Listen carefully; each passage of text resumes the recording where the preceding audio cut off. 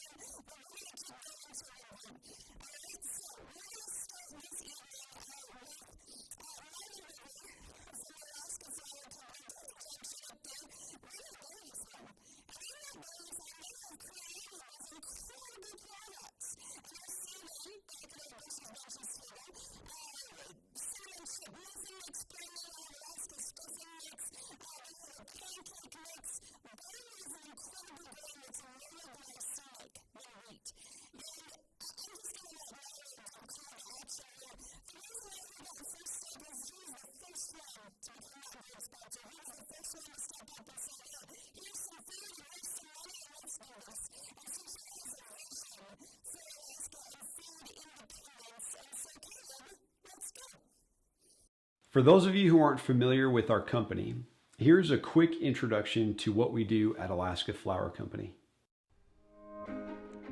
This is barley, and we grow it right here on our family farm in Delta Junction, Alaska. We take the barley from the field to the mill where it goes in looking like this and comes out looking like this.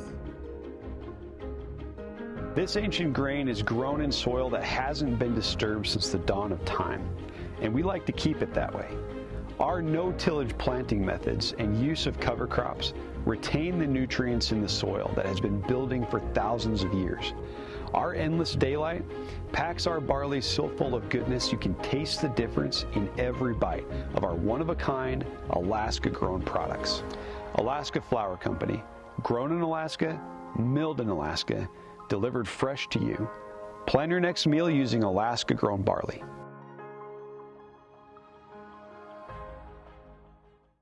My name is Milo Wrigley from Alaska Flour Company. You met my dad on the video. He manages the farm and I manage the flour mill. I'm really excited that you're all here tonight because it shows me that you're invested in our local food system. I hope you were able to fill your bellies with all of the awesome Alaska Grown options available to you today.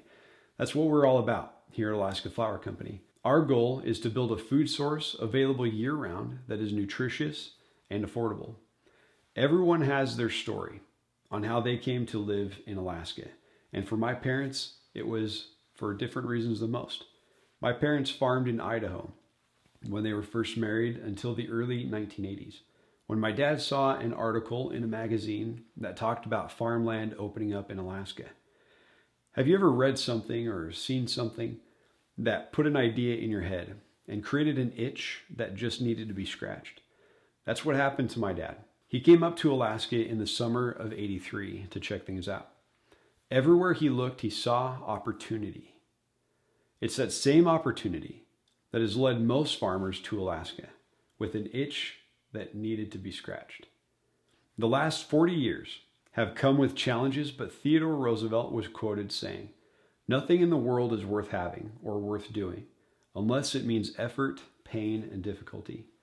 Farming in Alaska is worth doing, even though it is difficult, and at -50, it's even painful. Investing in Alaska's food security became our goal as we built the flour mill. In 2005, Hurricane Katrina happened. I was watching the news, and I remember the announcer saying somebody had killed their neighbor for food. And some reason that just really resonated with me. And I thought, the earthquakes we have up here, volcanoes, the different situations that occur in Alaska. I've long believed that somebody that relies on another place for their food potentially loses their ability to make their own decisions. But how in the world do you change 700,000 people's minds about where they should be getting their food when most people think their food comes from the grocery store? Behind every package of food you pick up at the grocery store, there is a producer who tilled, weeded, and harvested that product to make it available for you when you need it. Studies show Alaska imports 95% of our food supply. What a tremendous opportunity for Alaskan farmers. Farmers in Alaska are already growing beef, hogs, sheep, goats, chickens, eggs, vegetables, grains, fruits, milk, and more. These products represent a balanced diet. With all of these products, we haven't even touched the capacity that consumers want. Alaska imports $2.5 billion a year in food. Wouldn't it be cool to keep part of that in our own economy? Wouldn't it be even cooler to know that if there was a disaster, Alaskans could still get food locally? The recent COVID epidemic showed us how fragile our food supply chain can be. Wouldn't you sleep better knowing that your food source was in Alaska instead of 2,000 miles away? In November 2018, when the 7.1 earthquake hit Anchorage, we were working in the mill, finishing an order going to Anchorage. At the time, we didn't know what the effect of the earthquake would be, but we shipped out 4 pallets of product that day. During the pandemic, we were contacted by a retail chain. They said they couldn't find any flour on the West Coast and asked if we could send them some flour. We sent 6 pallets down to fill their stores. While neither of these examples significantly threatened the food supply, they show how having a local food system can respond quickly to emergencies. This is our goal at Alaska Flour Company. We raise our own barley and then mill it into a wide range of products to replace what you already buy at the stores. We walk through the store and look at the products on the shelf and say, we can make that, we can make that, we can make that. If you look at our product line, you see that we are creating an Alaskan alternative to the foods that are being shipped in because that's what people want. People want food in a form they recognize, which requires processing. By processing our grain into a wide range of products, people can get whole grain goodness in food they are already familiar with, like pancakes, cereal, couscous, and desserts. There are other examples of processing already going on in Alaska. The average person eats 6.6 pounds of potato chips a year. Alaska Chip Company processes local potatoes to make potato chips in Alaska. The average consumer drinks 25 gallons of milk a year. Alaska Range Dairy in Delta Junction processes local milk that is sold throughout the state. If you have a sweet tooth, they even make chocolate milk. Americans eat 120 pounds of beef and pork per person per year. Alaskans raise 5.4 million pounds of beef and pork per year, which is processed into steaks, roasts, and hams. The average American eats 140 pounds of fresh vegetables a year. Nearly all of the vegetables grown in Alaska are fresh packed. With processing, many of them can be made available year-round. The point is that Alaska is already growing a wide variety of food and could grow much more, but it's often difficult to break into the mainstream food system. That's where consumers carry a big stick. We as consumers can request local food, and we make buying decisions that support that. Grocery stores and restaurants respond to consumers' requests. Distributors play an important role in connecting local food with consumers. Some distributors, like Linford of Alaska, recognize the importance of offering local food. There's a lot of potential for Alaskan agriculture to address food security. In fact, Alaskan agriculture is the only long-term solution to food security for us. We have tens of thousands of acres in Alaska that can produce food. That's much more than what Alaska can eat alone. Once we feed Alaska, there's going to be a much larger capacity to produce for export. Because of Alaska's strategic location, we have the options to export our products to various countries. That's how Alaska's agriculture industry is going to continue to grow. We're going to be a much larger industry here that's actually going to contribute a significant amount. That's what the Alaska Flour Company is. This is the future of agriculture. Many years ago, William Jennings Bryan said, "Burn down your cities and leave your farms, and your cities will spring up again as if by magic. But destroy our farms, and the grass will grow in the streets of every city in the country." Farmers and consumers need each other. Without farmers, there could be no consumers, and without consumers, there would be no need for farms. I want to extend a thank you to Bush's Bunches for putting this event on and allowing me to participate in this way. I look forward to hearing the discussions and other presentations throughout this evening.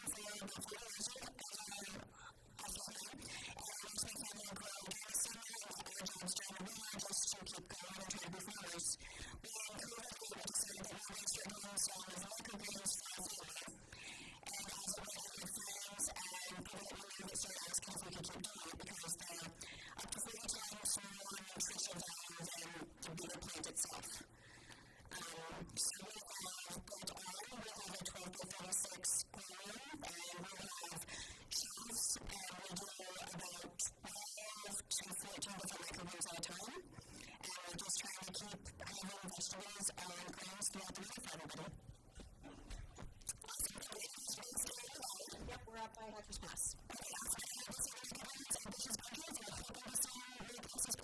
And I deliver on Wednesday on the Valley also.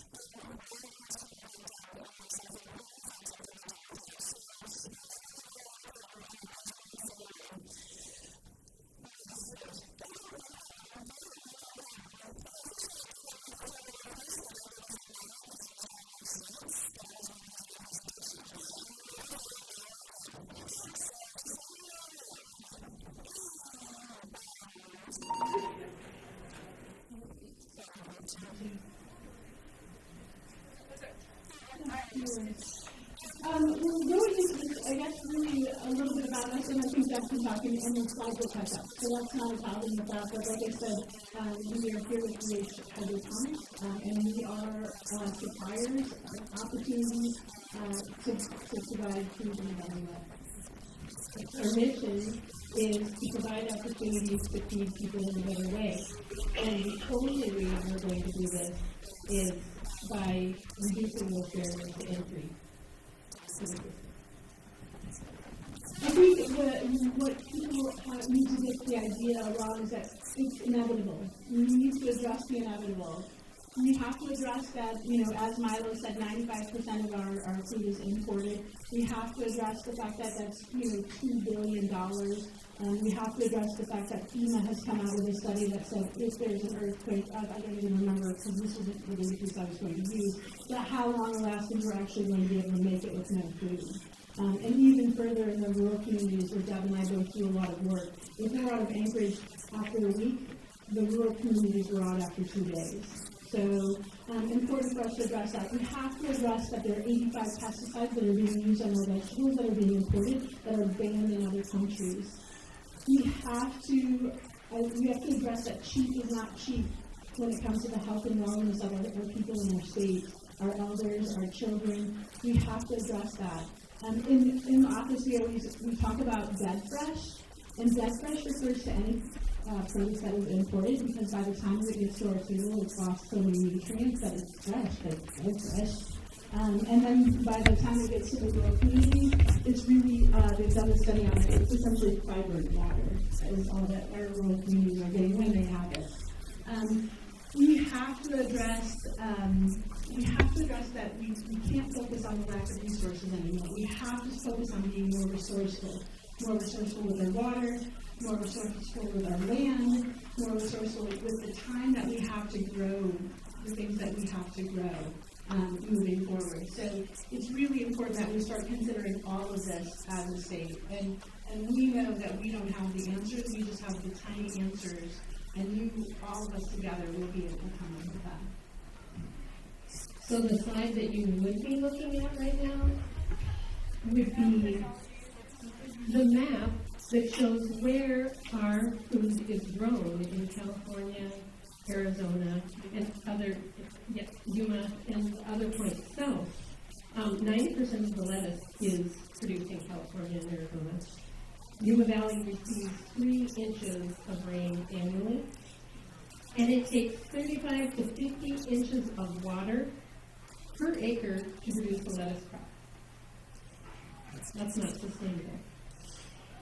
Jen was just in Arizona last week, and she was talking with folks from the prison system, and they were talking about having a hydroponic unit to have the prisoners grow their own produce for their own consumption. And the conversation turned to the receding Colorado River and the lack of water that's available to folks and the implications of that. There's just not enough water to sustain that production. It was interesting because down there, one of the solutions is, well, what if we just divert the Mississippi River over and start, and I said, well, how do you think the people on the Mississippi River are going to feel about that? So there was a lot of conversation that happened in that area going from there. So when we talk about this, VH Hydroponics has actually been around for about 8 years, and they, it has been a company, and it's led by Cameron Willingham as our president, Jamie Boring is our vice president. And what's happened in the past year and past 8 months since Deb and I have been there is we've seen technology and opportunity align. And this often happens where technology was so expensive that there wasn't enough of an opportunity, or there was an opportunity but there wasn't really enough to put it together. And so what we're seeing for not just VH Hydroponics, but I think many farmers out there, is this alignment in this time where it's now, it wouldn't pencil out before, and now it's starting to pencil out. And it's been recognized as an infrastructure. I just wanted to go pull all those cards and say, how do we invest in the infrastructure, bill to be able to use it? This is a critical issue, not just in Alaska. It's a critical issue everywhere. So what we've done is we've really tried to transfer ourselves into a vertically integrated company, which is moving forward. So meaning that, we want to be in control of everything so that we make sure we can build our systems. Our systems are built, we call them built by Alaskans for Alaskans. So it's a robust system. And one of the things about it is that when I remember growing up, that I never saw a tractor mechanic. They did it themselves. And so we needed to be able to make a system that Alaskans could wrench on, or Alaskans could find the parts for at the, wherever they were, at the hardware store, or they could, they would be able to do that. So that was really important to them as they moved through. So with this, what they've done is they said, but the two leaders said, it's not enough for this to happen. We have to assemble a team. So really, they've gone through this evolution of assembling a team of people who are passionate about food independence, and we're passionate about it, and we know it's important, and so we've come together to be able to move forward with this. We have several different types of systems, and the container growing system, or CGS as we call it, was a system where the lettuce, the greens that you had in your salad, that's the system that they were produced in. By Edgy Veggie Company down in Soldotna. It was was really amazing this last week when I was in there and visiting with the family, multi-generational family of farmers, and to see the pride that they had in their product that they were able to produce locally. And that is, complete validation for us and very encouraging. We know that we're in the right business supporting food independence. Another of our units is the Sunny Pro XL. It's a furniture grade cabinet unit that can be used by a family. It would fit in a family home. It could be installed in a church for food ministry or a school. There's multiple places where this smaller unit could be placed. I think we're able to produce up to 140 pieces per month. Yeah, per month per cabinet. Yeah. And then finally, we offer a farm kitchen for those farmers who want to scale. And 3 of the CGS units can be added on as modules to that farm kitchen. And then there's a DEC approved area for the produce to be processed and packaged. So that takes us to what's the next level of scalability. So the past 8 months have taught us, as we look at how many, when you look at the 2 cups of green that everybody's supposed to have on a daily basis, you start adding that up. And well, the first thing we decided is there's never going to be any competition. Nobody should ever be concerned about competing with someone else because there's plenty of room for all of us. And we should be recruiting more. So, but what we have found is that how do we actually build the critical mass so that truly within 5 years, we will be completely independent for leafy greens from the lower 48. And so the farm is the solution. We are currently in the midst of finding a place in South Central Alaska to build a 10,000 square foot farm made of cultivated pods. We will not have a facility necessarily that's, you've heard of hydroponics facilities where the whole facility is. Warehouses, yeah. So we're able to go into property and be able to put the cultivation pods and have that 10,000 square foot farm in there. After that gets finished, we will follow hopefully the following year with a 4,000 to 6,000 square foot farm in both the Fairbanks area and the Juneau area. So being able to add all of that, we're really focusing on the hub and spoke model. Means it can't just be a hub. It's really hard for the wheel to move if there's no spokes with it. So that will still create plenty of room for the independent farmers that are around. And in fact, we need you. So it is really, really important. So we have to learn from maybe the mistakes that happened in the past. And we have to be able to be strong as a group, because if we feel strongly, if we go to market and we're not able to support the farmer, then don't go. So we're committed to this, and some of the things is really the robustness of now our service program. And the biggest thing was the succession planning. So when systems are going out, you have a champion, and the champion leaves, and all of a sudden, now everybody has the passion. So we're committed to succession planning for our systems and making sure that we're monitoring. We are big community people, and there are so many different communities out there, different types of communities, so certain types of farmers, and then there's the geographical communities, there's tons of that, and we feel firmly that that's the only way as well that we're going to get through is if we link as a community. So that's that, and we are also moving into alternative, using some renewables as well in our systems moving forward. Renewables to power the system. Next slide, please. Yay, there we are. So in the office, we frequently say the people who love to farm don't have money, and the people who have money don't love to farm. And so one of the ways that we're supporting our farmers is by connecting the two. And because farmers are passionate about doing what they do, and so we want to support them.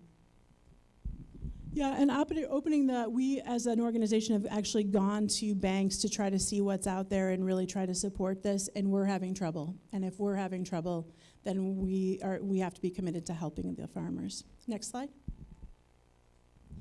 We're also committed to making sure that we're not just taking from our markets, but we're growing them. So when you look at this, the investment level that's going to happen, so from $1.57 billion in 2021 to 2025, where it's $3.71 billion just in the U.S. vertical farming market.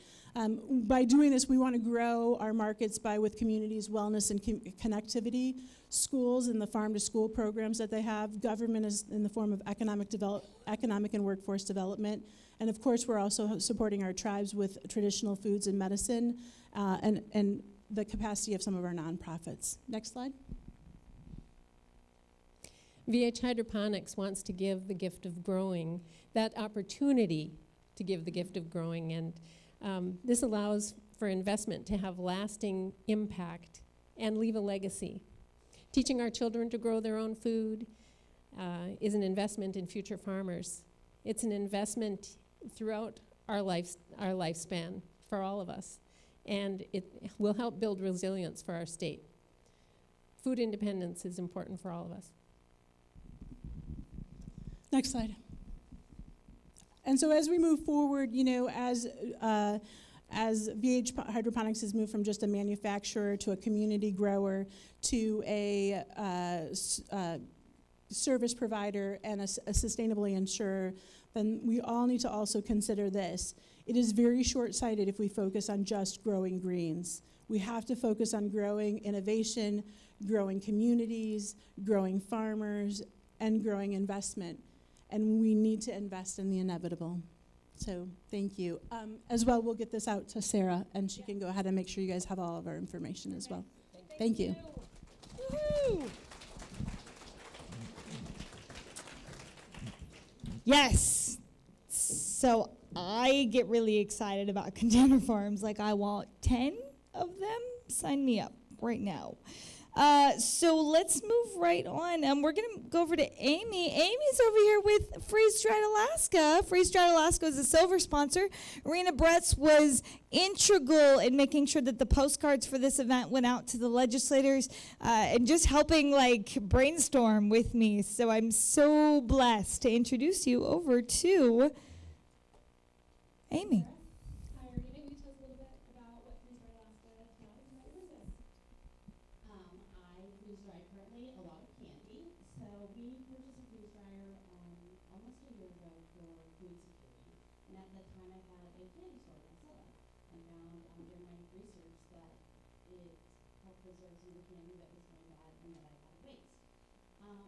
Currently I only have candy here today, but I do quite a bit of fruit, and I'm looking into doing other things such as taking goat milk that I purchased from a friend and making yogurt out of it and making yogurt drops. My grandson just turned 1 yesterday, so his mom said, can you make us yogurt drops? So I'm gonna try to do that. I freeze dry vegetables like beets. One of the things when you freeze dry versus dehydrate is it keeps 98% of the nutrients. I think there's a lot to be said about preserving what we have, because I know I'm guilty of wasting it a lot, and I don't think I'm the only one, so it's a good way to save things. Awesome, thank you, and happy birthday to your grandson. And finally, what do you think is something that we could be doing to improve food independence and food security in Alaska, and how do you see freeze drying playing a role in that? So I think, like I said, we waste a lot of things, and I know that a lot of people are trying to grow their own things, and there's things like dairy products and the barley, and I think that as neighbors and friends, freeze dryers are a little bit expensive, but Harvest Right is the only manufacturer. It's made in Utah, but there are about 20,000 units in the state of Alaska right now, which is amazing. So I think that we work together. You get with your neighbors and somebody grows potatoes, somebody has goat milk, and you work together and you share and you figure out how to preserve it. I mean, as neighbors, as a community, that's the only thing we can do. Thanks. I'm thinking those would be some pretty tasty shelf-stable mashed potatoes right there. So, all right, Sarah, back to you. Thanks. Awesome. Thank you. All right. Thanks, Rena. Okay, so next, without further ado, we're going to run right into it. Caleb, are we ready with Mr. Don Dyer's presentation? So Don Dyer came to us through Colby. Colby was our connection. He said, hey, he's this chicken guy. He's going to be the chicken guy for Alaska. I was like, all right, the chicken guy. Okay. And I needed to find some chicken for the store. So he's a chicken guy. And what's great about him is he knows some stuff about economics, and he's got some wisdom about growing food security and how that's going to grow our anyway. I'm going to let him tell you. Okay. Here. Thanks. Thank you, Sarah. You know, it was the last time I stood right here was in 2014, April of 2014, when I was the Economic Development Director for the Matsu Borough, and I did an update on Port McKenzie. So, anyway, so it's good to be back here in a familiar space anyway, but with all new people, and I'm grateful to very much to be here. And I see customers, both restaurant customers, direct customers, and I'm so grateful to you and the way you've helped our company grow over the last 11 years now. And I had the misfortune of slipping on the ice back in February and destroying part of my back, and so I had about an 8-month process. And I would be very ungrateful right now if I didn't take the opportunity. Leo, stand up for a minute. Sorry to put you on the spot. Turn around. This is Leo. If you know Seldovich Family Farm, he lives next door to me. His family lives next door to me. If you ever go to Friday Fling over here, his mother is always there with all the kids selling their vegetables and stuff, and a lot of times our eggs. And so I'm very grateful to Leo. He did the heavy lifting literally this year while I directed and then went and laid down.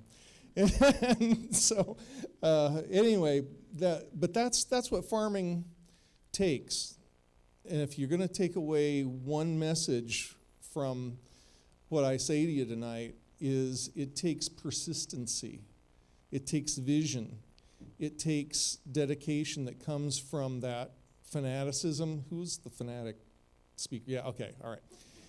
And you have to really believe in this. And I saw this when I was the Economic Development Director, and Representative Tarr, thank you for coming out from Anchorage, all the way from Anchorage tonight. I don't know if you remember me presenting at the legislature back then, and food security. And you know, and so it's been a passion of mine because it's a problem for Alaska. And now here we are 8 years later, and the vision is finally really spreading. People are understanding the urgency. You're feeling the insecurity, and that's important. Next slide, please. So the mission I have Polaris Farm and I have Polaris Hatchery, and our mission is food independence for Alaskans. And that's been our mission the entire time. Now, my company grew because I have 5 sons that all became hard workers, and they grew up working the farm, and the way they paid for their motorcycles and their wrestling camps and their trucks and their, you know, you name it, and then on to, you know, trade schools and college, they paid for it with raising chickens. And even when they got to college, 2 of my sons roomed together, rented a house, and then started raising chickens in their backyard. So anyway, next slide. And they were the biggest complainers too. So it was good. So Polaris Farm, and I don't mean to tell you about my company to brag, but it's because I want you to know that you can too. And I'm going to show you the numbers of how big the market is for what I do. And 100 of you could duplicate what I do, and we just barely start to meet a part of the demand here in Alaska. So Polaris Farm, we do meat birds, we do turkeys, we do eggs, and we do some produce. We're not real big on produce, but the part we do, we really try and do a good job in. Next slide, please. And then, so Polaris Farm, we have 27 years of experience in chickens, 12 years doing it commercially. In 2021, we did 15,000 chickens. I don't know what this year's numbers are yet. I'm going to be figuring that out. Maybe some of you saw it back in 2020. We did a special project for Connect Tribal here locally, where we produced, we actually taught their members to produce chicken, and we produced 10,000 chickens that they gave away to the entire community, not just to their tribal members. So we were able, and this was the year we were going go up to the USDA limit of 20,000, except I hurt my back. So anyway, next slide. And we do eggs. And 4 hours ago, you wouldn't want to have stood within 5 feet of me because I was out collecting the eggs, servicing the chickens, and I was all smelly, and it's amazing what a shower can do for you. But anyway, we do eggs year-round. We have a year-round environment for the chickens, and about 550 hens right now, and we're expanding that dramatically in the next year. Next slide. And that's our brand, Polaris Farm. And then next slide. And you can get our products. We have some great retail outlets like Bush's Bunches, Arctic Harvest Deliveries, the CSA boxes. It was really fun at the fair this year where we had a display and people would come up and say, "Oh, I get your eggs in my box." And then Sagaya's is now carrying our eggs. My House over in Wasilla carries our eggs. Blue Market in Anchorage and Natural Pantry, they all carry our eggs, and some of them carry our chickens and turkeys. Next slide. And then the restaurants that we do at the moment, we have Feather and Flower. Heather and Luke back there, thank you very much for, they're the owners of Feather and Flower, just a few blocks away here. And if you haven't been there, don't miss it. They have amazing food. And how often do you switch up your menu? Is it once a month? Yeah, they invent a new menu every month, if you can believe that. And I felt so bad. I went in there the other night. I said, "Oh, I want to try your Dutch babies," and it's a great recipe. And she says, "Oh, it's off the menu now." So I totally missed it. So don't miss it. You got to go at least 2 or 3 times a month so you can get those good things made with Polaris. That's a 100% egg recipe. And well, what flour do you use for that? Barley flour. You use barley flour. I figured you did. And then turkey red, you all know turkey red. Okay? If you eat the chicken with figs, the chicken scallopini, the Cobb salad, all that stuff, or if you had their turkey dinners. Did any of you get turkey dinner, Thanksgiving dinner from Turkey Red this year? They sold out like that. It was 120 dinners. It was all made with our turkeys. So anyway, you can too. Okay, so next slide. And we do rhubarb. Rhubarb just grows, right?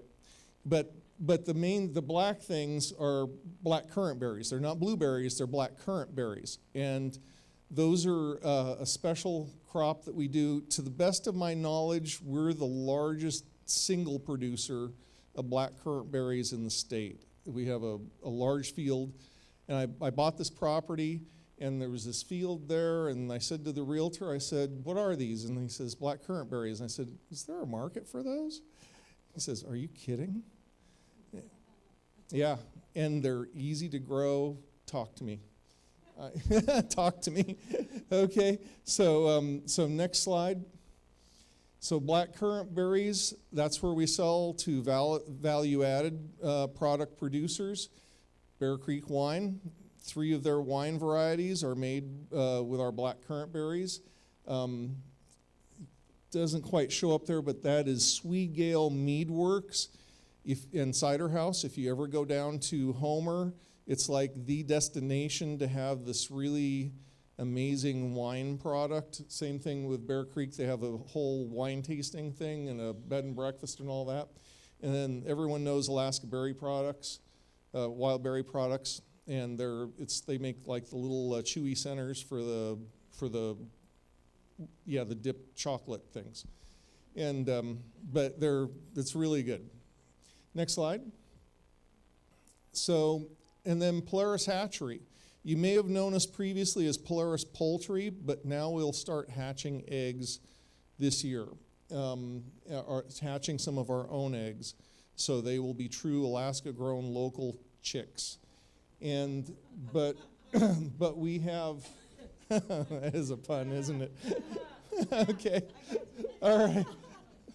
But we are, I think we are the largest, according to the state vet's office, because everyone who imports chicks or poultry or any kind of birds into the state, they have to do this online special report. I know for sure last year we were the largest single importer of chicks into the state of Alaska. And we do baby chicks, both meat birds and layers. And then when turkey poults, baby turkeys are called poults, I don't know why, but they do. And then we grow pullets. So if you don't want to go through all the baby chick drama, you can buy your own ready-to-go chicken that's already. A lot of times I ship them out to the villages and things like that, and people open the crate and they say, "There's already eggs in here." And it's because they're actual pullets that are mature and going. So next slide. So Alaska food facts. Next slide.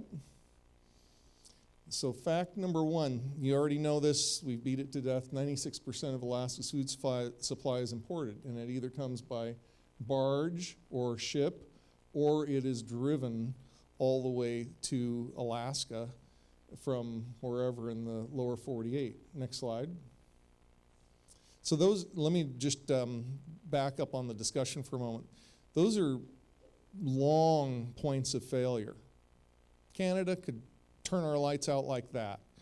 There could be a storm. There could be an earthquake. Mount Rainier could do its thing and stop everything in Seattle and Tacoma. And we're done. How many of you have heard the name Cascadia before? Raise your hand. Yeah. Is it an if or is it a when? Yeah, it's a when. Okay.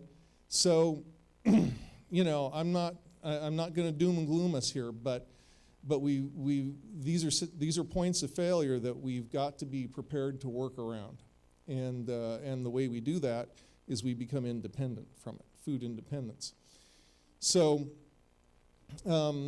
economic shifts.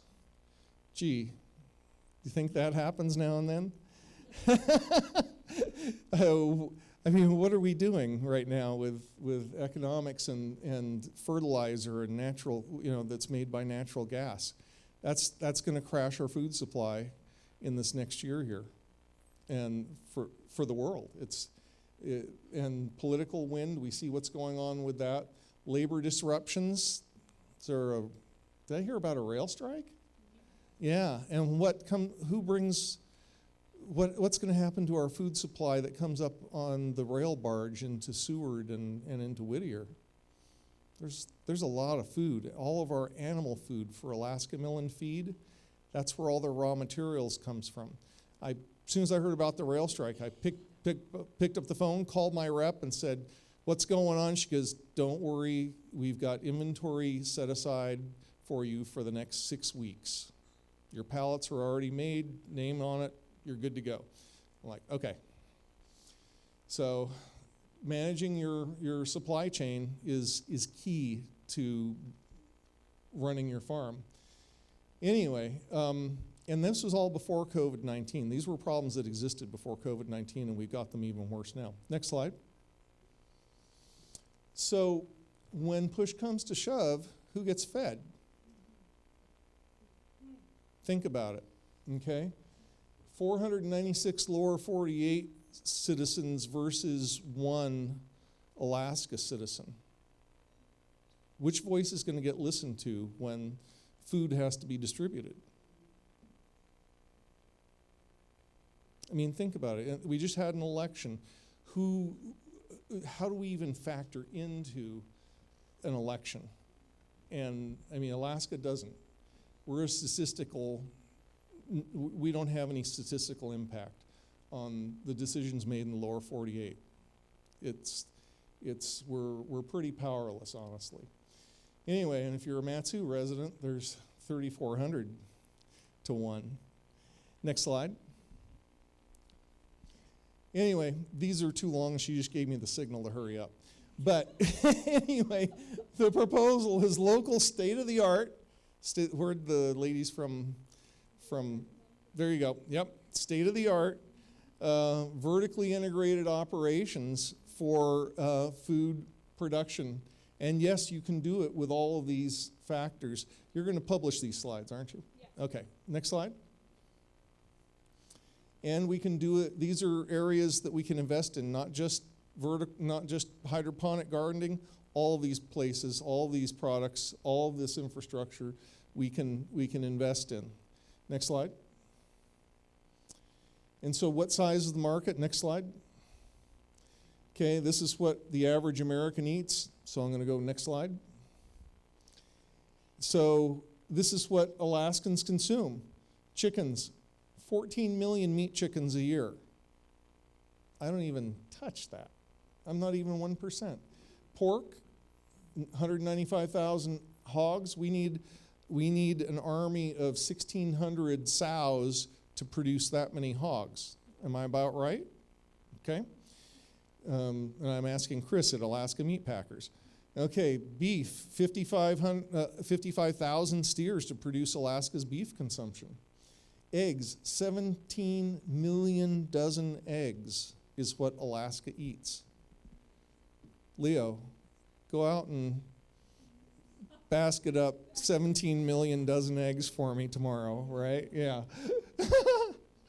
And you need 700,000 layers. But you look at this, let me just point this out, and I'm sorry to go long here, but 1,600 sows, that many pigs, is that a lot of pigs?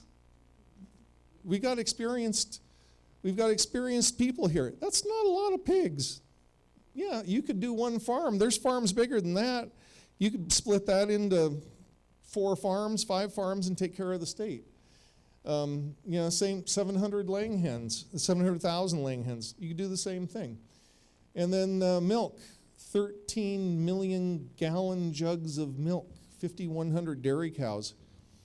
5,100 dairy cows. We have a lot of land here in Alaska. We could do 10 dairies. Okay, next slide. And then this is breaking it down for the Matsu. Okay, you can look at it online when she posts it. Next slide.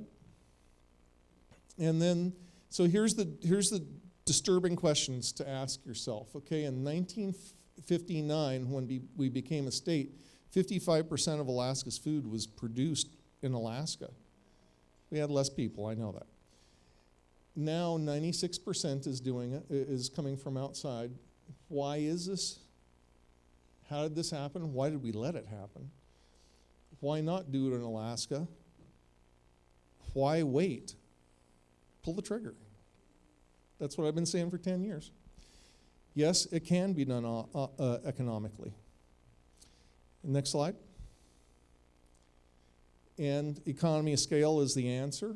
And I have another hour-long presentation that explain that. And we can't do it tonight. There is a plan. It will work. Next slide. Thank you, everybody. You know, when we said, you got 10 minutes, that's it, 10 minutes. And man, I knew it was going to be hard to hit it. So, Caleb, let's go. Bush's Bunches has provided fresh Alaskan grown produce for your family since 1954. We are committed to providing clean, fresh food products to feed the important people in your life. If you are a farmer or rancher, you can contact me directly or bring your products to our retail store location, and we will be happy to negotiate a fair and reasonable price. If you make a shelf-stable food product, we would love to help you launch your product for sale into our store. Together, we can increase the percentage and help Alaska become food independent. Okay, so it's my time to talk. All right, I'll be real quick. We gotta close down time here real quick. So, my topic is funding infrastructure. How are we gonna do it? I have a unique idea for you. It's called a public bank. Okay, let me give you a little bit of background. Currently, Alaska has $40 billion in a savings account. You know what that savings account is? Anybody? Wall Street. It's currently in Wall Street. It's currently millions of dollars are being spent annually in fund management fees to manage that money in Wall Street. okay? In an economy that, I don't know, anybody trust our current economy status? Thank you. No. Okay, great, glad. So a public bank says, what if we took, let's just say, $5 billion of that $40 billion, and we took that $5 billion and we put that in a bank right here in the state of Alaska, owned by the people and not tied to the Federal Reserve. And then you leverage that $5 billion into $5 trillion of funding for food infrastructure and streets and roads and cities and parks, and you don't tie it to the Federal Reserve. So if we lend some money to an Alaskan citizen and they default on that loan, well, then that project just goes back to the people of Alaska. And another citizen could pick up that project and finish it. But if you tie it to the Federal Reserve, then the Federal Reserve owns that project. And I want independence. And many of you know I want Alaska to be her own country. So in order to do that, we have to fund these things, and we have to use our money wisely. So Caleb, could we just break down a public bank real quick? Now let's watch that video. In Anywhere, USA, the residents of the city have decided they want a park. The city council agrees the park is a great idea. But how will they pay for it? The city needs to borrow money. But borrowing money means the city has to pay a lot more money in interest and fees that could double the cost of the park. And that money leaves the city. It goes to Wall Street investors who really don't care about the park or the city at all. This is a bad deal for the city and its residents. There's a much better option, an option that's been proven around the world: a public bank. A public bank is a bank owned by the residents of a city, state, region, or territory. Private Wall Street banks just want to make profits for their shareholders. But public banks have a mission to serve the public good. They have to reflect the values and needs of the community. And that makes all the difference. Politicians don't run a public bank. Their job is to just set it up by listening to what the people need and want. Public banks are run by skilled local bankers who know their neighbors. Residents are on the supervising board to keep tabs on what the bank's doing. Public banks can save communities lots of money. First, they cut out expensive Wall Street fees, which can be hundreds of millions of dollars a year in a big city. Second, they can lower interest rates on the city's loans, which means there's more money to spend on other projects. Third, their profits go back to the city, not to Wall Street, so a public bank can make money for the city. All this means the people of the city have a lot more money to fund all the things they need, such as bridges, good roads, good schools, renewable energy, affordable housing, lower taxes, and the park the people wanted. They now control their own money, and they can build their own future. Join the movement. To find out more, go to publicbankinginstitute.org. Okay, so it's an idea. I'm not the one writing the legislature. I don't write that stuff. I need people that would be willing to say, hey, yeah, that's a really good idea. Let's run with it. Because it's going to take a lot more than just me. John Nelson brought the idea to me, and I ran with it. Because it makes all the sense in the world. Because the people in this room deserve to fund the future for their state. And I am so done with the political climate of our nation that kind of ignores Alaska even exists in the first place, but let alone that. I don't trust anything going on down there anymore, guys. And I don't know about you, maybe you don't either. And so this gives us an opportunity to think a little differently about how we fund the future. Now that's of course just not an immediate answer, right? Because it's going to take time, and we all know the speed of government is snail pace. So it's going to take time to get that particular legislature through, and don't you all wish that one day it would be such an emergency decision that government would be like, yes, we're all coming together, and we're all going to, it doesn't matter what political affiliation we believe on any given day, we have to feed people. So we're going to come together and make some answers and get things. And sometimes that's hard. And I know Representative Jarentar, she's done it, and it's hard. And someday I want to be in politics, I get it. But man, I don't want to do it. It's hard. But people need to be fed. If it's the difference between our children going hungry, if that doesn't break your heart enough to just ignore what political affiliation this other person you're talking to has, then you need a heart check. Okay? Because our children demand us to show up better.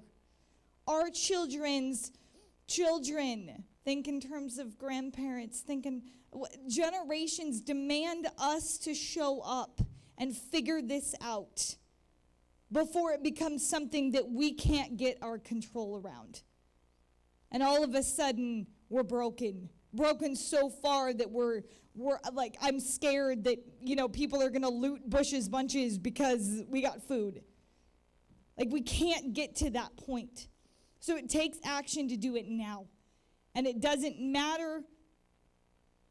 Well, anyway, I'm not going to go down that road. All right, so speaking of action and funding it now, Don McNeil is in the room. Don, did you show up this evening? Don? Anyway, darn it. Okay, I'll get his phone number. Don McNeil, he has experience writing grants. There's lots of grant money out there. There's lots of funds, lots of loans, working with VH Hydroponics. They've got great resources. There's a lot of money out there to be able to fund this infrastructure. All you got to do is ask. But it's not for somebody who doesn't come with an idea and a plan. Okay, it doesn't. You have to come with a plan.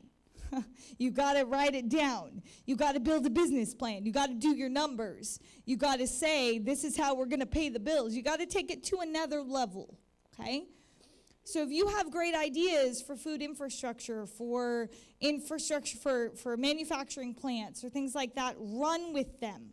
Talk to me. I will find you people. We will make it happen. Because if you have an idea, don't you dare let this world tell you it's not good enough. Don't you dare let this world tell you you can't. I don't do can't in my world. I do how. Okay? How? How do we figure it out? When somebody said, you can't keep bushes open all year round. You can't do it. Don't you dare. Don't you dare. I'm going to figure out how. And it's going to be a fight every single day from here until May when the produce comes around. And Bruce and Vicki are going to come along for it. Thank you. And we're going to figure it out. Because we need a locally grown grocery store. We need one that's not owned by Kroger. Anybody notice? Fred Meyer, cars now owned by the same singular corporation, Kroger. Total grocery monopoly in the state of Alaska? Not on my watch. I'm changing it. And I need your help. So if you have, food and you want to sell it, let's get to it. One more thing. The Alaska Food Freedom Act, HB 415. Governor Dunleavy submitted it April 2021. It sat there for a year. Nobody picked it up. It's sitting there. Do you know what it says? It says that you as an Alaskan resident can sell a food item without it being inspected or regulated. And all you have to do is simply tell the consumer, this has not been inspected or regulated. What? That's so easy. So then the consumer can say, okay, how'd you make it? Oh, good. Okay, I trust you. Okay, great, I'm going to buy your stuff. So that says to me then the shady grandma can sell me her product for the store, and we will need $1,600 in permitting fees to be able to sell a dehydrated vegetable. Okay? So my friends, we need somebody in the legislature to step up and sponsor that. So that's called the Alaska Food Freedom Act. Make sure you look that up, HB 415.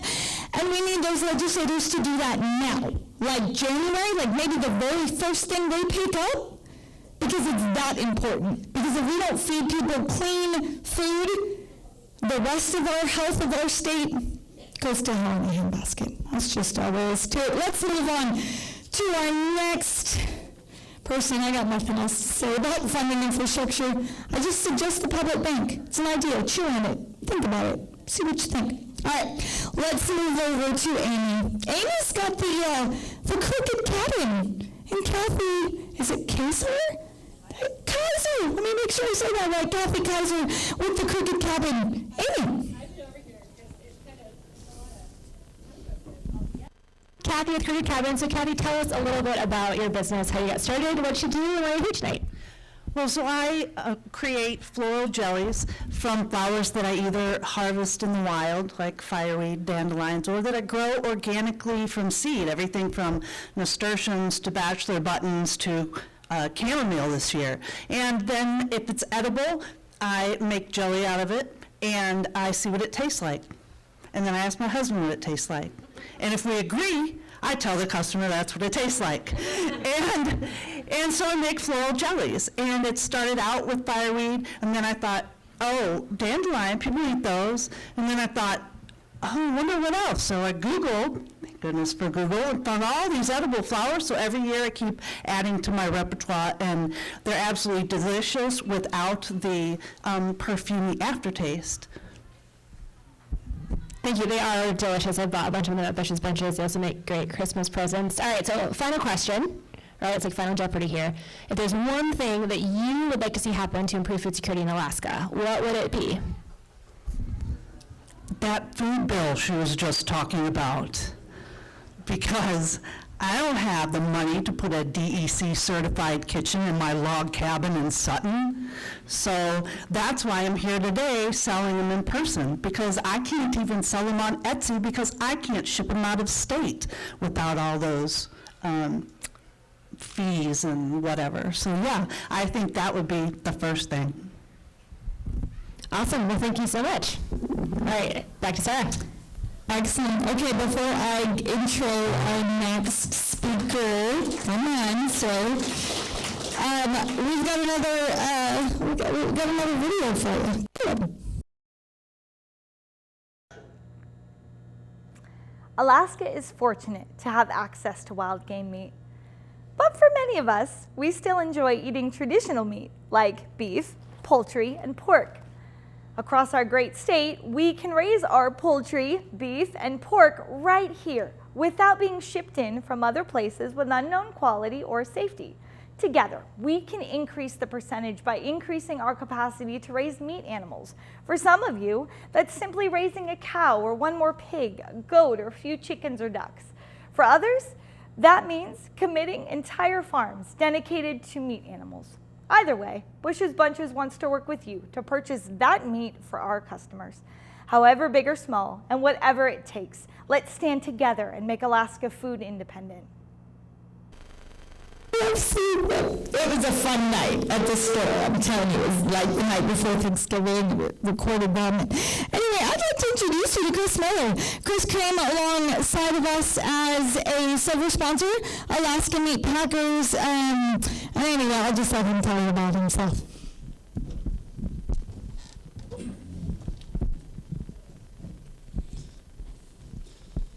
Todd and Sherry. You gotta hold it. Right here? Todd and Sherry Ellsbury are hog farmers from North Pole. They bought the meat plant here in Palmer a little over a year ago. They brought me in to manage the plant for them. I go on a pretty simple, basic plan with this plant. Everybody knows what the problem is with food security. We've all been over that. Our plan to help with that is to move as many animals off of Alaska farms through a process and get to as many Alaska consumers as possible. The best way we find to do that with the red meat is through the packing house. We'll buy live animals that come in from the farmers in Alaska. We'll run them through the process. We'll put them in a box. We get them to grocery stores and restaurants here in the state. We've been doing that now, and on a small basis for the last year, it works. It's going to work better as we go. Pardon me? How quickly can you do it? How quickly can I move what? How, So what happens is the meat that comes up from the lower 48 will go through basically the same process we're doing. But the meat from the lower 48 will have 2 to 3 weeks it'll be in that box from the time it leaves the packing house till it goes through the distribution system, comes on transportation, and gets here to the stores in Alaska. Put it in the same box.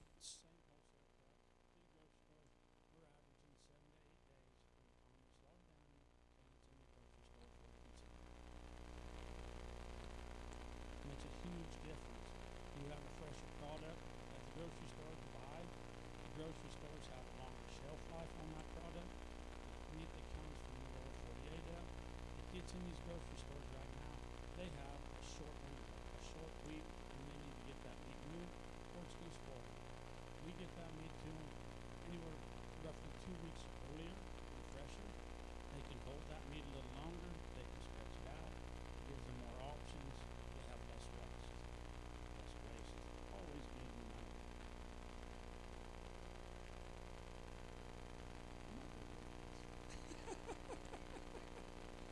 So tell me what you want to know. How do we scale that? It takes Alaska farmers. You don't have to have large corporate farms like they do in the lower 48. Todd and Sherry have probably the largest hog farm here in the state. They are in the process right now of ramping their program up to 200 farrowing sows a year. Todd and Sherry signed the deal with 1,600 sows to produce the pork we needed here. Within the next year, they will be up to that 200 sows. That's going to rough numbers, that's going to put 100 fat hogs a week into this plant.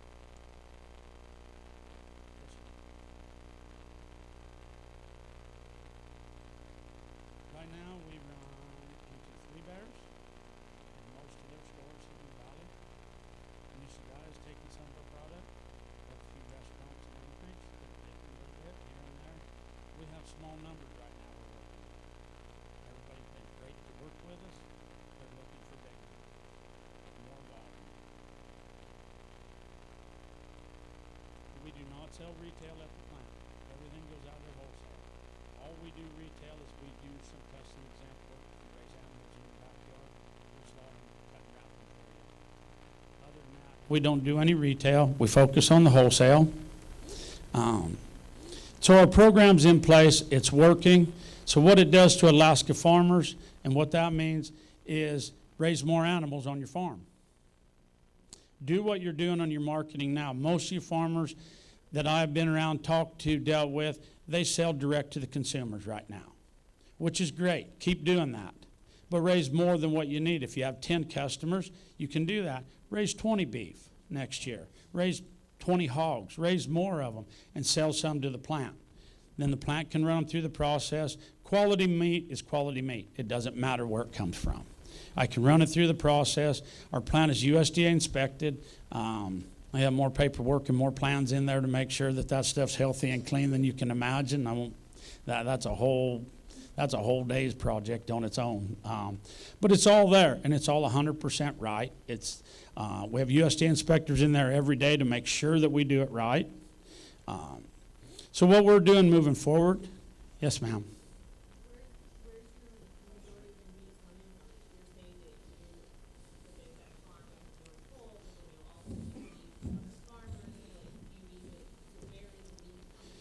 The majority of the pork right now is coming from the Ellsbury Farm in North Pole.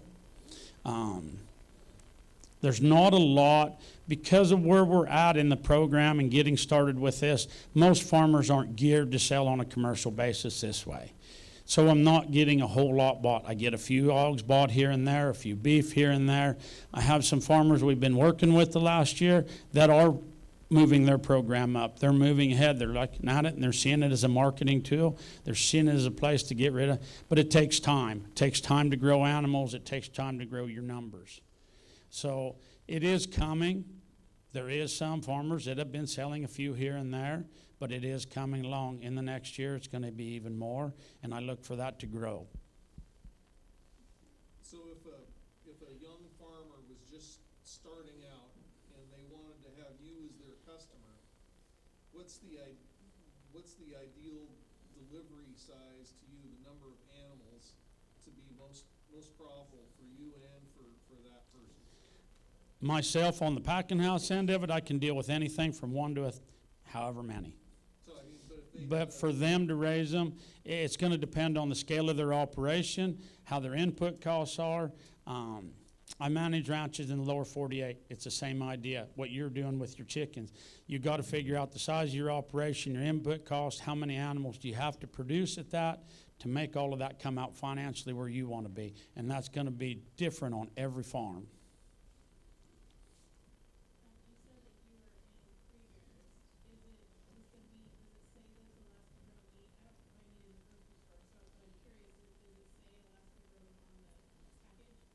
Our meat that's going like the Three Bears, we make up a small label that I buy and or the company buys, and we give to the grocery stores, and it looks exactly, that is that label right there. And it'll be a small 1-inch by 2-inch label. The meat that goes to Three Bears, it has Three Bears grocery store label on it, like you'd see with your price and weight and everything, but it'll have this sticker on it right there as well. And then there'll be some placards and cards that are on there. They have all of that stuff. They're waiting. We're getting back into pork. We had a little lull in the pork at the farm. We're getting back into it now. I've got more coming, more coming. They're going to see it more and more now in the Three Bear stores here in the valley. Yep. And it's the same as anything else. When you go to the store, if they don't have it, ask for it. The more people that ask for it, tell them, I want Alaska grown meat. Alaska meat packers over here producing beef and pork. Why isn't it in the store right here? If you people start asking for it, the consumers ask for it and say, I want that, then they're going to turn around, they're going to call me because they don't want you to walk out of the store without buying something. So they're going to call me. We're going to figure something out with them. So we own a restaurant, and we do buy your pork. Is it possible to buy directly from you in our restaurant? If you're a restaurant, yes, you can buy directly from us. We sell on a wholesale basis. There's no minimum quantity to it. It is wholesale cuts, primals, so you'll have to further process it from there. But our goal is to sell to the grocery stores and to the restaurants, let them do the further processing on it and sell to the end user. It is just part of the whole cycle in the chain. And the whole thing we look at when we see this is this big ripple effect. We have a place where we can buy animals off the farm, get them through the process. This dollars stay here in Alaska. It makes the farms better. It produces more income for the farms, different marketing techniques, different avenues of marketing.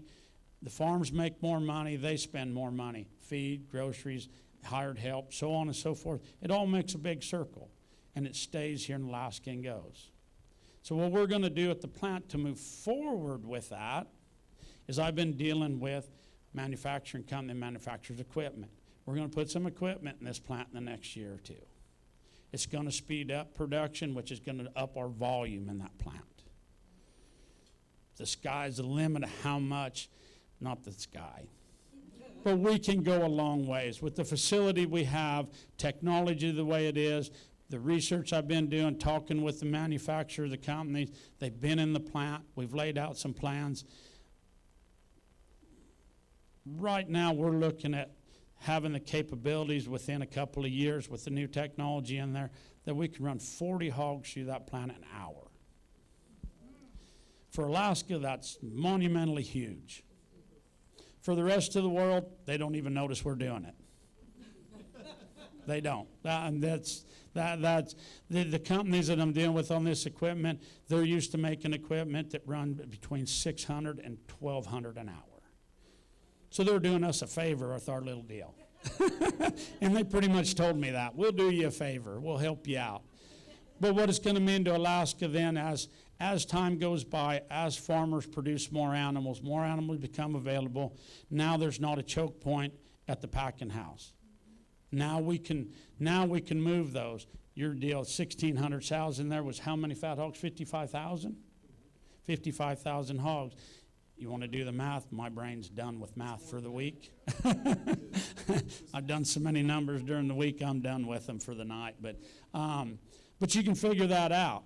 If you want to do, if it takes 55,000 fat hogs a year to feed Alaska, just run that back. How many do we have to do an hour to do that? That's very easy to do. That is not a difficult thing for us to do. A little bit of equipment, a little change of process, and pretty soon we're running them through there. The same quality animals into the same box, going right out at the same speed. Might even cut our delivery time down a little bit more, even doing it that way. There's your time, how quickly that went. Good job. All right, so let's go ahead and show another video real quick. We're gonna power speed through this first. Bush's Bunches has been growing food in the rich soils of the Matanuska-Susitna Valley for almost 70 years, and we are not alone. Many other Alaskan farmers from other regions grow the fantastic fresh produce that we have here at the store. The vegetables we grow here in Alaska are some of the finest in the USA. And I often say that while Alaska grows less produce than other states, the size of the produce feeds more people. Increasing the percentage will require existing farmers to produce more and many others to step up into farming. But together, we can create a future for the food independence of Alaska. Anybody see a theme? Like food independence for Alaska? That's what we're doing. All right, we're going to move right into this. Chris Louie, come on up here, sir. So Chris came to me because I wanted milk. I wanted milk in our store. And Scott, I don't even know Scott's last name. What's Scott's last name? Wakerman with Alaska Range Dairy, the only USDA certified dairy in the state. He uses this guy to get his milk all around the state. And so that's how I came to know this guy. And he has since then helped us literally bring pasta from Kenai. He's not a logistics company at all, but he's really helped me in times when I needed it the most. So I'm going to let you hear a little bit from Chris about how we improve restaurant distribution of food. Thanks, Sarah. My name's Chris Louie. I'm a director of sales and marketing with Linford of Alaska. Just to give you a brief history of Linford, we've started in 1973 out of one refrigerated box, and we were servicing the military base. And fast forward 49 years, next year will be our 50th anniversary. We're really excited about that. But we've really Alaska Range Dairy and Milo from Alaska Flour Company, they approached us a while ago and said, hey, can you guys help us out distribute our goods? And that's what we do. We're distributors, and the farmers, we let them do what they do, and it's been really successful. I think it's really important that as far as the restaurants are concerned, there's three different types of customers that we deal with, if we were to break it down like that. The first, like Heather and Flour, we chatted a few months ago before she started the restaurant, and she had this idea. I'm going to serve everything that I can made with local products. And those kind of customers in the restaurant industry are very rare in Alaska, which is awesome. I mean, it's awesome that you're doing that, and it's awesome that we can provide those goods to you. The other half are, they want to dabble, but the thing that we come across the most is that, hey, we have this Alaska product. First question out of their mouth is, how much is it? And that's like the first objection that we have to kind of overcome. It's not that it's not wonderful and they don't want to use it, but it's always price driven. But that second group of customers are the ones that want to dabble a little bit, and they're more willing to try it. But then there's that third group who are just so bottom line driven that it's almost impossible to get Alaska grown products in there. So if you're going to take anything away from this, it would be that next time you go to a restaurant and just try to get into a habit, ask your server, what Alaska products do you serve here? And I think what we're missing is a lot of education from the restaurant owners and the education of the customer. So if the customer can start asking those questions, just like the gentleman that was just up here, the more times that you ask for certain things, the restaurants will listen, but it just takes that over and over again for them to take some action. So, yeah, that's what I would suggest. Yep. Easy? Oh my gosh. Short and sweet. Right? I like short and sweet. That's good. Okay. And that is what I'm so thankful for our customers at Bushes. You know, you guys are not necessarily price driven. We're very thankful for that because it allows us to keep going. So let's get over where, oh, hey, we're on to Amy. Amy's over at North. Yeah, well, anyway, I'm going to just send you to Amy. Go. All right, I'm here with Clifford with Northern Satan. Thank you. I was looking at it backwards and I couldn't do it. So Clifford, can you tell us a little bit about your business? What do you do? What is Satan for people that don't know? And how'd you get started up here? Yeah, so we make plant-based meat substitute, seitan. It's like pronounced seitan, so it's like spray tan without the PR. And yeah, so it's a meat made from wheat gluten. As far as we know, we're the only producer of plant-based meats in the state of Alaska. It's a huge need in Alaska, and the customers that we have a lot of interesting conversations. That somebody earlier talked about businesses wanting to keep people in their stores. I could tell you, I've had a lot of conversations with people who they don't patronage like Alaska spots because they don't have anything to eat, or they don't feel like what is being offered is like a quality that meets their standard, and then they'll reference restaurants in other states instead of even talking about things that exist here. And so kind of my business goal is really just to make sure that no matter where you go in the state of Alaska, like you have good plant-based options available to you. So we do wholesale, we do retail. We will be carried by Bush's Bunches, but we're also in a few places in Anchorage as well. Awesome, thank you. And we were talking a little earlier about the need for commercial kitchens in Alaska and expressed that you use those. How do you think that availability or lack of availability is a factor with food insecurity and moving towards a better food system for Alaska? Yeah, so commercial kitchens are super useful if you exist in a space like I do, where this bill not existing, and I can't make the product that I make at home because of the way that the laws are structured at the moment. And so I have to do it at a commercial kitchen because I also don't have a big facility. So for people who want to kind of start out with a business similar to mine or something else, they have to have somewhere to go. And in a lot of places these days, those are commercial kitchens, or community kitchens are a different option that different places have. But it's super important because even food trucks, they need to keep their goods at an approved kitchen. So even if you see a food truck, they probably don't have their product at their house. It's actually in a commercial kitchen a lot of the times. And so, yeah, the importance of them, I guess.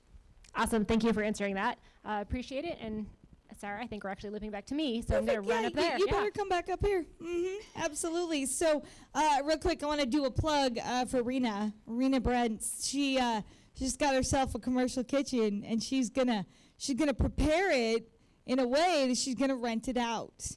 And so I'm just doing a little plug right there as an opportunity to work that out. So I want to introduce you, Amy. Come on up. Just come on up. Amy O'Connor is the executive director of the Alaska Farmland Trust. I also have my own microphone. Woo! I can take mine with me. If you don't know this, she can tell you all about it. But if we don't save our farmland, if we turn it into subdivisions, how do we grow food and how do we feed our people? Just comment. Okay, so let her make sense of all that, and I'll leave. All right. Thanks, Sarah. So we do have a presentation, and if we can cue that up. I also want to give another shout out to the folks that are working in the closet and doing all of the AV from the background. They're doing an amazing job, so thank you all.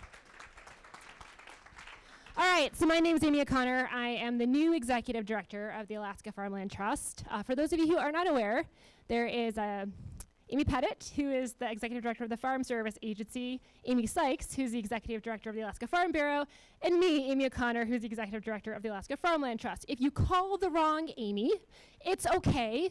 We will talk to you, and we will eventually connect you with the right one, or just pretend that we're the other person. Happens all the time. So you'll make sure you get the right person. All right, you can move to the next slide. Awesome. So the Alaska Farmland Trust started in 2005, really in response to some of the development pressures that were happening in the Mat-Su. We really envision a future with a thriving food market. We want to maintain food security. But one of the biggest things is that we want to see agricultural land farms protected so that they can keep farming and keep in production forever. Next slide. Just pictures of our board members. We do a lot of really cool things, but we are all superheroes because we all save farms. And everybody in this room tonight, like, we all need a cape, we all need the mask, like, we all have these superpowers, and I love learning about, just how strong we are as a state and as a community. Next one. So we've gone over this before, but 1 in 5 Alaskans is considered food insecure. We're importing about 95%. I saw it was 96%. I want to see that number go down, not up. But we all agree that we have a problem with getting, affordable food to markets in Alaska. But one of the big pieces of that is having land to do that. So next slide. So these stats are a little bit old, but the Mat-Su borough produces about half of the food in the entire state. It's a huge amount for a relatively small area. The Mat-Su borough is huge. Of that, we don't have a lot of farmland that's actually in production. And I want to make a distinction between farmland and farmland that is in production. Those are two separate things. The food that's being produced is the food that we're eating. So we have 14% of the state's population, and in 2020, we built 43% of the new homes in the state. I have not updated these figures because I'm a little afraid to. But we've had so much growth in the valley, and a lot of it has come from farms that were sold for development and subdivided. One of our taglines is because you cannot eat a subdivision. And one thing that infuriates me is going to friends that bought these lovely houses on an old farm and seeing the Full Circle Farm CSA boxes. And I have to bite my tongue. I know, I see all the faces, right? I just smile and do some education. But we have so many people that are coming into the state for various reasons that might be here for just a couple of years that are just disconnected with maybe where they bought their house, what that land used to be, but they do have a desire. So there is a need to increase that education and do it in a very humble, gentle way. So our struggle is, how do we connect somebody who was just PCS'd from lower 48 and now lives in Wasilla to why it's important to protect farmland forever in Alaska, and how that connects them with the food that they're buying at Fred Meyer, at the grocery store. So that's one of the challenges that we're really looking at, is how do we make that connection, especially with a population that can be so transient, especially in the valley. Next slide. So we do that by putting conservation easements on properties. So a conservation easement is a voluntary agreement between a private landowner and a land trust. So we're a land trust. There's many of them in this state. We are the only agricultural land trust. The landowners retain all of their rights. They can specify what the easement would look like, and then they have the right to own it, to sell it, to build on it. But there are some differences between what the Great Land Trust does. A lot of them, you see the Butte is a land trust, property for the Great Land Trust. Public access. Some of the ag trusts are not public access. So next slide. So with the agricultural easements, the land should be in production. So that means that if you have a farm, whatever size it is, and you put an agricultural easement on it, and then you sell the farm, it could go in production. So it could switch from vegetable to a calf-cow operation. Next owner could grow potatoes on it. They could build infrastructure that would support it. So they could build infrastructure to support hydroponics. They could do infrastructure to support a barn, a washing station for vegetables. All of those things are allowed. Sort of the area that the original property owner can put restrictions on is what's called building envelopes, so where residential structures would live. Land can also be subdivided in a good way as that property moves. It is a process, but say for example we have a 200-acre farm, and then eventually the trust owns that property, which means we have the deed to it, and we want to do a program called Buy, Protect, Sell. So we essentially want to buy or hold the development rights and the deed to that property, protect it, put that permanent agricultural easement on it, and then sell it or lease it, often at a cost that would be less than what developers would pay. So if you have a young farmer that's coming in that says, I want to raise poultry, I want to raise hogs, I want to do this thing, I can't compete with the developer who's going to buy this property in quarter, half-acre parcels at the same price. We could say, all right, we have federal matching funds that we can use for a lot of this. We can reduce that price and oftentimes then sell it to stay in production at a lower cost. Of course, one of our challenges is funding. Properties come up for sale pretty quickly with the market right now. They're being sold so quick that we would love to be in a position where we have this robust endowment fund where we can say, oh great, property's for sale for $2 billion, we'll buy it.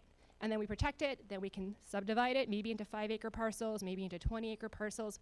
All of those would be separate farms that we would like to see in production. One of our properties produces beef that is sold to 49th State Brewing Company, which is here tonight.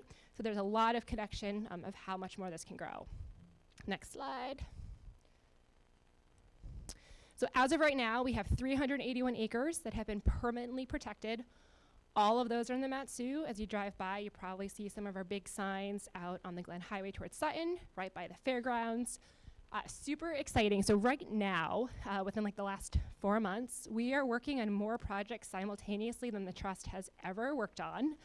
For whatever reason, this year has been really busy. We're working on our first property outside of the Mat-Su Borough, which is down in Soldotna. It's about a 40-acre property down there. We're closing on the Moffett property, the beef producers for 49th State, in probably, I don't want to quote this, but early 2023. And we're working on 2 properties right now on the Springer system. So that means that with the Springer properties, we will actually have an agricultural corridor that is protected. So that's super exciting. Those properties also, yeah, I know, it's great. They're very iconic properties. They also border the Matanuska River, so salmon habitat, hiking, like everything. So we're beyond psyched to, as we get further in the process, we can announce those, so stay tuned. And yeah, working on a property with like salmon streams that run through it. So working with the Kenai Peninsula Borough and some of our partners for salmon protections as well. Next slide. And that's it. If you have any questions, our website's up there. My email's up there. I have stickers, business cards. Please reach out. Would love to talk to you. I'd love to listen if you have ideas. And then, yeah, just be part of the conversation. So thank you all. Thank you. Oh, okay. All right, Bruce, get up here. Come on. Come on, Bruce. You're next, sir. You're on my calendar. All right, thank you guys so much. I know we're running late. This was not the intention, but the man of the hour, the one that his family has been selling produce in this valley since 1954. His sister sold radishes out of the back of a truck, okay? So if it wasn't for his toiling, his sacrifice, and his support of me, we would not be all in this room tonight. So he's going to talk about some planning of what he has planned to grow for 2023, and then we're going to wrap up real quick and get you all out of here. So, Bruce, would you like a microphone? There you go, sir. Thank you. And you did a great job. Thank you. It's a pleasure to be here. I'm glad everybody here. Like I said, I've been farming since 1956. I was only 4 years old at the time, but actually I started selling vegetables when I was about 8. I was old. They sent me down to the store, and I sold vegetables down there at the roadside stand. So I've been doing this quite a while on it. Anyway, I would like to start out and send some of the stuff, some of the vegetables. I'm not familiar with these meat guys down here. I had to sit with them all the evening. I learned a lot. But I'm mostly in the produce business, so I probably going to be talking about vegetables and stuff like that. I just went through the catalog and just kind of picked out vegetables that we need to grow more of, or somebody needs to. And so it's like artichokes. Now artichokes, there's very little on the market right now. I mean, my niece grew some artichokes and I sold them in my store for a little while, but the man was just, she couldn't keep up. So somebody needs to grow a ton of artichokes. And asparagus, takes a little bit of time to grow asparagus. It can grow up here. I've had very little asparagus in the store. Something like beans. Now beans are a crop that we never get enough of, and it's always kind of tricky because it's a little hard to grow. You probably have to grow them in mulch and plastic. If you have a little trouble with that, you can talk to me about it, and I'll show you a little bit of tricks I learned about beans. I don't grow beans myself right now. I had to use other space for other vegetables. Now beets, there's a lot of beets on the market right now, so but there's always room for more. I'd like to talk about broccoli. Broccoli is something I really need at my store. I can never get enough broccoli. I'm always out, seem like. And then during fair time, I use it for my veggie packs, and sometimes I have trouble getting it. So we need a good broccoli grower. It's easy to grow. You're going to have some moose problems. They love it too. And also, same with Brussels sprouts. It's a later crop. The moose love them too. And Brussels sprouts grow really well up here. It's a late crop. But you could make pretty good money with Brussels sprouts. And cabbage, I gotta say that they import a lot of cabbage to Alaska, and we need to do that. There's only really one cabbage grower in this state. I mean, Vanderwills, they do the cabbage, but I can't even buy cabbage from them because they're selling it to cars and Safeway. They don't have enough to sell anywhere else. So it's really difficult right now to get cabbage.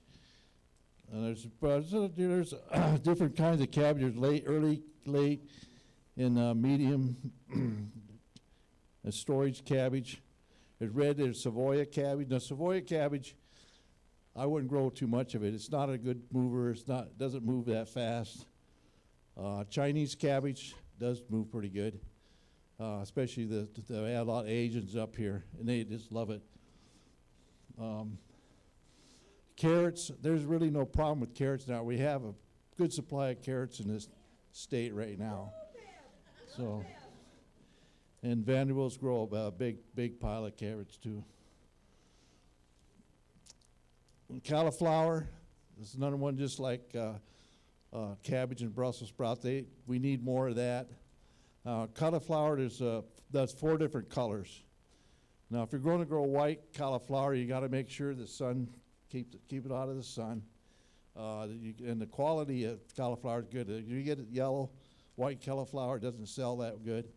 Also, if you let it grow too much, it starts to come out. You got to have it firm heads, and they got to look. The quality. I have to say, I don't buy everything there is because sometimes people come up with and they don't have the quality that I need to sell it. I have to resell this stuff, and people are kind of picky about what they buy. Celery. Now we used to have a good celery grower here. Actually, he was state senator for years, Catulus. That was back in the '60s. I'm talking about, in the '50s. Back when I was a little kid. We had lots of celery. He grew really good celery. We don't have a good source of good celery in this state. I mean, I buy everything like that Carol Kinley buys. I think that was like 20 bunches last year. Collards. Collards, there's a good market for collards. One person could grow all the collards and they'd probably make really good money if it gets the market started. Fact is, I had collards this year growing, but the moose ate it. So I could talk about corn, but that's not something we can grow here. It's not commercially viable. Now cucumbers I have a little problem with because I have pickling cucumbers. I have a big list of pickling cucumbers. In the last 3 years, I have not filled the list up. So there's lots of room for somebody who wants to grow pickling cucumbers. Just call me, and I got customers for them, believe me. And we can sell a lot more pickling cucumbers. In fact, I have a lot of jars of pickling cucumbers for my customers. They keep bringing them back to me. Now, eggplant, something my mother used to grow back in the 60s. And we could use an eggplant grower. I know too many people don't do eggplants. It's not really a popular thing, but beets wasn't popular either. Now it's just super popular. And garlic, we need garlic in this place, you know. If somebody can grow good garlic, all this stuff. I don't have enough time or energy to grow everything, so I could, if you grow it, I probably could sell it for you. The kohlrabi, I do grow kohlrabi, and I do pretty good in that, except for this last year I didn't. The moose got into it. We got to do something about that moose situation. It cost me a lot of money and a lot of things. I try to get the Fish and Game to have it like a farming season where I could call somebody and say, hey, come and get this moose out of here, and they go shoot it. I think it's a great idea. I had one biologist do it, and I never seen him again. He must have told the wrong person. Anyway, going down the list, I got kale. And kale's another one, just like collards. There's about the best kale is the curly kale and the tungsten kale. That's the best sellers. If you wanted to start out, I would start out with those because you're going to make them more money on those. The other ones, you know, they sell, but you might as well go with what really sells the best. Now lettuce, I'm not going to talk too much about lettuce. It's one of those crops where you have to, especially leaf lettuce, you have to pick it, and it only lasts for like 2 or 3 days on the shelf, so you got to move it pretty fast. You can keep it cool, and you can get a few more days out of it, or you could on it. But it does move pretty fast, and you got to have lettuce in your store. Of course, we have a full-time lettuce. Some of the guys are growing it all year, which is really good. And also, we've been putting lettuce in clamshells, which gives us shelf life a little bit longer. And so that makes a big difference on the lettuce. Depending how, I just kind of instead of just growing the plants, we just kind of sell the leaves now, which makes it a lot easier. A lot more labor, but it's all right. And head lettuce, we need head lettuce grower. I can't get any hardy.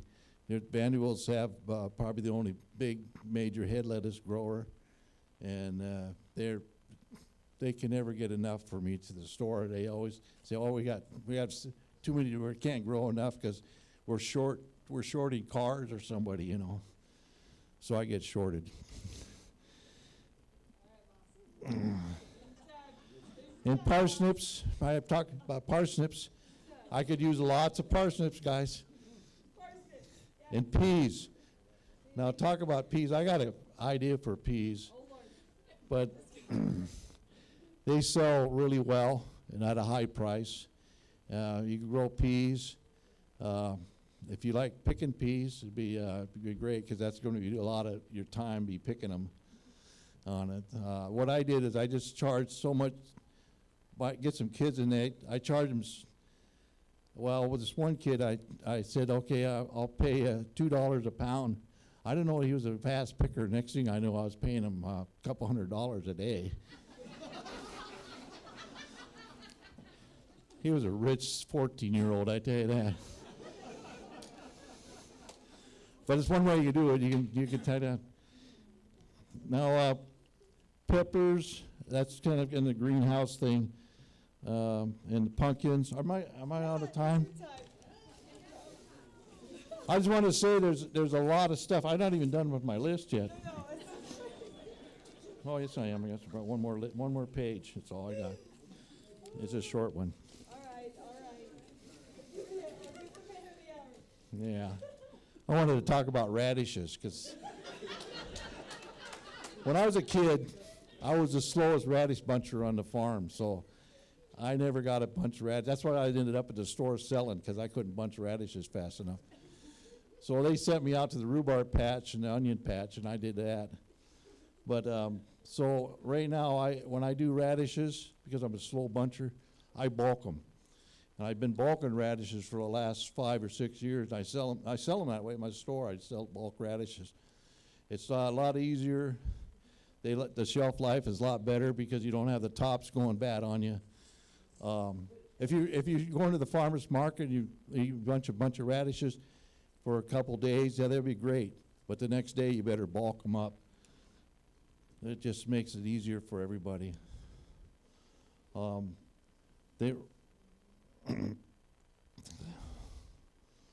Also, the worms are like radishes too, so you have a lot of problems with flies on it. And I've been using netting. I've been putting netting over my radishes, and I've been getting some really good quality radishes lately on it. It's been really working out well. It's a little bit more work. Another option is to use chemicals. You can spray for radishes. Another farmer I won't mention does that. But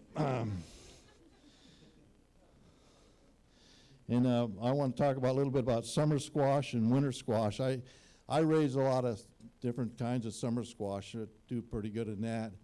They're easy to grow. They grow really well up here and big. The winter squash, you got the crooknecks, the acorn, the delicalia, the butternut, the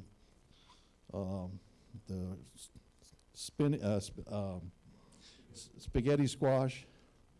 All that grows really well. There's some varieties that won't do it though. If you want it, I could tell you which varieties work and which don't, because I've tried just about all of them. That's one of the things I do grow at my farm quite a bit. Swiss chard, tomatoes, and turnips, all I got left. So now turnips is the same with radishes. You gotta use netting and stuff. Tomatoes, you need to grow them in a greenhouse, probably best. They're very expensive to grow, very expensive to buy. But I can tell you what, they're a really good mover. They move pretty fast in the store. And the cherry tomatoes, they go out like hotcakes. I can't keep cherry tomatoes on the shelf hardly. So if you... All right. Thank you, sir. All right. That was it? You did good. Thank you, sir. Thank you. Okay, so grow something for us next year, please. Something. Pick it. Yeah. There you go.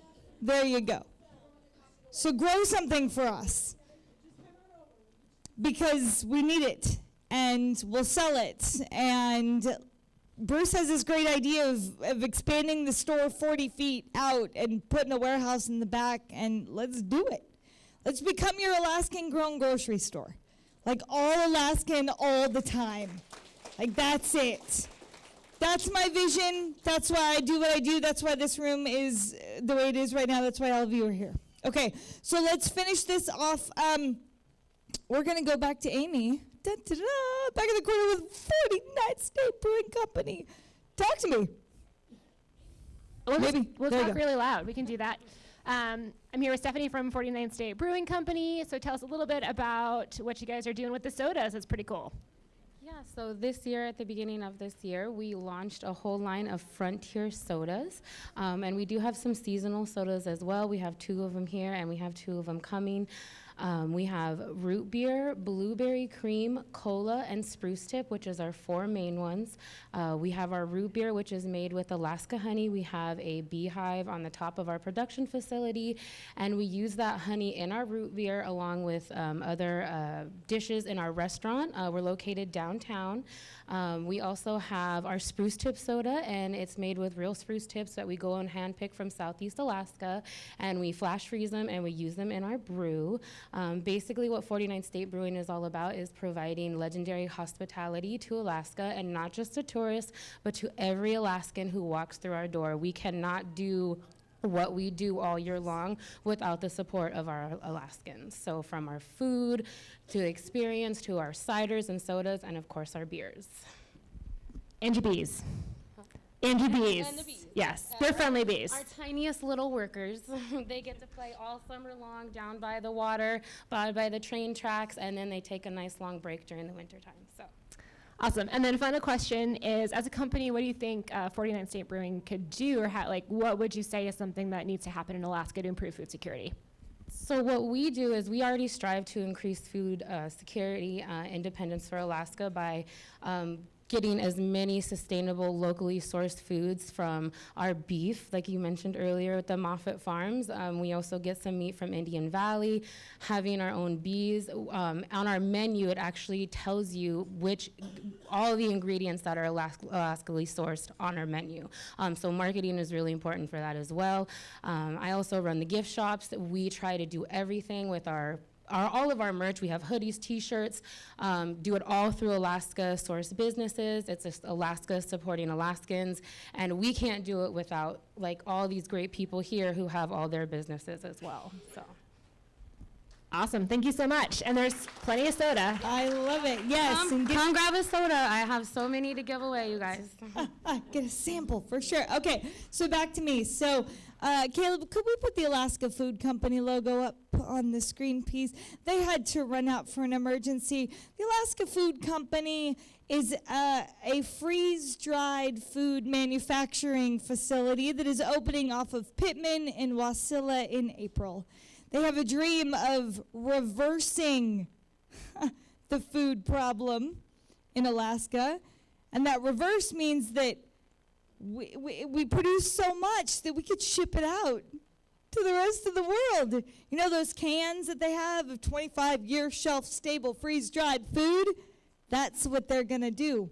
They're going to create those kinds of cans of food with Alaskan grown food. So they've got great recipes. They're getting all their final production together. They should start in April. So that means if you're a farmer and you have anything left, anything that's going a little bit south and you can't sell it, well, they'll buy it, because then you freeze dry it and you can have it. And it's great. So definitely reach out to the Alaska Food. You can find them. It's alaskafoodco.com is their website for that. Okay. All right. So we did it. We reached the end of tonight. Everybody get a round of applause. Hallelujah. Thank you, Jesus. Okay. So we did it. We made it all the way through tonight. Did you guys eat well? Goal number 1 complete. Actually, goal number 1 was you being in the room. Goal number 2 was feeding you well. We did that, and we even have food left over, so that was excellent. Goal number 3, did you learn something? Yes? Okay. Goal number 4, are you inspired to make change and produce more food for Alaska? Yes? Hey! Then we've done what we came to do. And I want to thank all of my speakers. I want to thank all of my sponsors. You guys were amazing. And so I just, I got to give glory where glory is due. And so I didn't open this thing with a prayer because I got all caught up in the timing of things. But in the end of all this, if it were not for the Lord Jesus Christ who saved me, I would not be standing here and you would not be in this room. So I give total and complete glory to the Lord who has his hand all over this event and in every way, all over every connection that has been made, everything down to a woman coming into the store and she said, "Oh, do you have any spaghetti squash?" And I said, "Oh gosh, I have a farmer coming in later with it, but but I just don't know when he'll be here. So we finished up her transaction, she paid, and he walks in the door.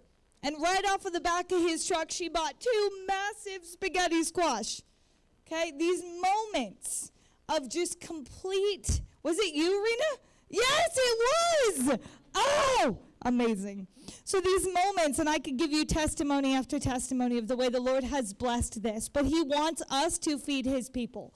So just feed them. Okay, just create food. We'll figure out how to sell it. I don't care where. I'll get it all over this darn state, to every bush, village, wherever. Let's get the people fed and make it Alaskan grown. So thank you for coming. Be blessed, and we'll see you next time.